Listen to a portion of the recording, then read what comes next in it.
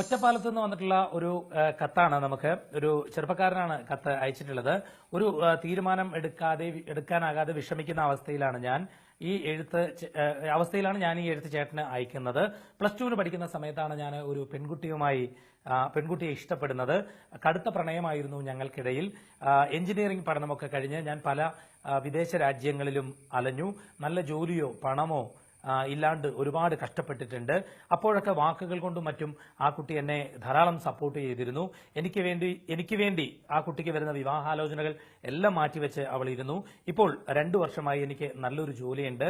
അത്യാവശ്യം സാമ്പത്തിക സ്ഥിതിയും നല്ലൊരു വീടുമൊക്കെ എനിക്കായി. പ്രശ്നങ്ങളൊക്കെ ഒരുവിധം പരിഹരിക്കപ്പെട്ടു. കടബാധ്യതകളൊന്നും എനിക്കിപ്പോൾ ഇല്ല. അത്യാവശ്യ സമ്പാദ്യമൊക്കെയുണ്ട്. അമ്മയ്ക്ക് അവളെ മുമ്പ് ഇഷ്ടമായിരുന്നു.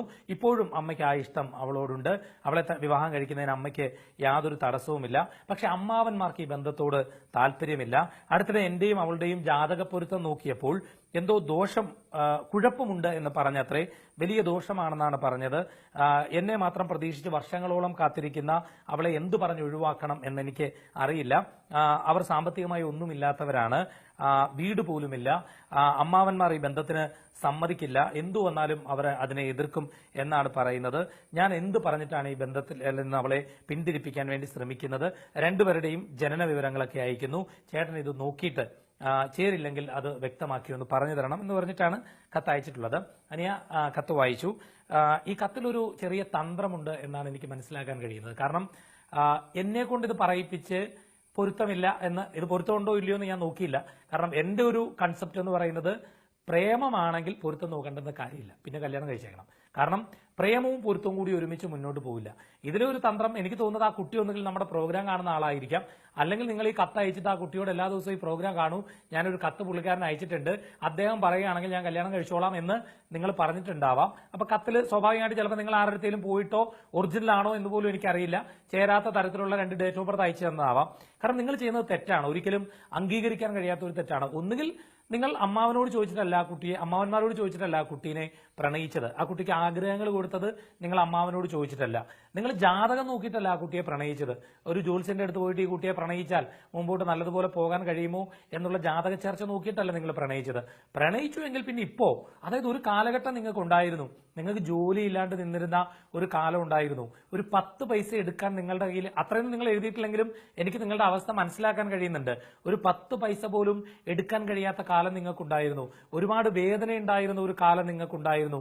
ആരും സഹായിക്കാനില്ലായിരുന്ന ഒരു കാലം നിങ്ങൾക്കുണ്ടായിരുന്നു. ഒരുപക്ഷെ അന്ന് അമ്മാവന്മാർ പോലും നിങ്ങളെ വ്യക്തമായി സപ്പോർട്ട് ചെയ്യാൻ നിൽക്കുമായിരുന്നില്ല. ഇപ്പം നിങ്ങൾക്ക് വീടായി, പണമായി, മര്യാദയ്ക്ക് ജോലിയായി, സമ്പാദ്യമായി, കടബാധ്യതകളൊന്നുമില്ല. അപ്പൊ അമ്മാവന്മാരൊക്കെ എവിടെ നിന്നെങ്കിലൊക്കെ വരികയാണ്, അവർ നിർദ്ദേശങ്ങൾ തരികയാണ്. ഇനി അമ്മാവന്മാർ പറഞ്ഞാണോ എന്ന് എനിക്കറിയില്ല. എന്തായാലും അനിയ, നിങ്ങളുടെ ആ തീരുമാനം തെറ്റാണ്. നിങ്ങൾ അത് എടുക്കുന്നതിന് നിങ്ങൾ എന്നെ കൊണ്ട് അത് എടുപ്പിക്കാൻ നിൽക്കണ്ട. ശാസ്താംകോട്ടയിൽ ഒരു അമ്പലമുണ്ട്, അതൊരു കഥ കേട്ടിട്ടുണ്ട്. അവിടെ വലിയ കുരങ്ങ് കുട്ടിക്കുരങ്ങനെ കൊണ്ട് ചൂടുചോറ് കഴിപ്പിച്ചിട്ട് വലിയ കുരങ്ങ് കഴിക്കും. കാരണം കൈ പൊള്ളുന്നത് കുട്ടിക്കുരങ്ങനാണല്ലോ. അങ്ങനെ ഒരു കാര്യം എന്നെ കൊണ്ട് നിങ്ങൾ ചെയ്യിപ്പിക്കാൻ വേണ്ടി നോക്കണ്ട.